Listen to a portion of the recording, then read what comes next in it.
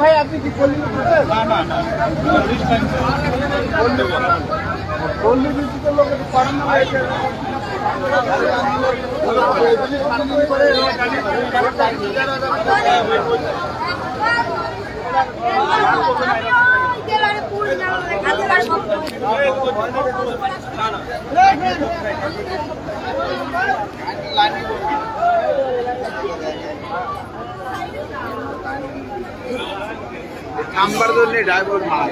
দর্শক, এটি কিন্তু মর্মান্তিক সড়ক দুর্ঘটনা।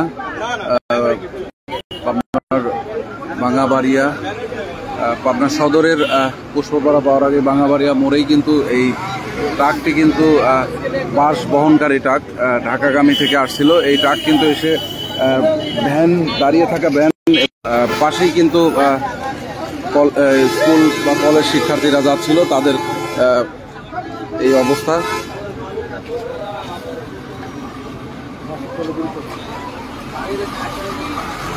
ভ্যানটি কিন্তু, ভ্যানের ড্রাইভারটি কিন্তু মারা গিয়েছে। ভ্যানটি কিন্তু একদম দুমড়ে মুচড়ে গিয়েছে। সকালবেলায় কিন্তু যাচ্ছিল, দেখতেই পাচ্ছেন স্কুল শিক্ষার্থীর ব্যাগ এবং আবার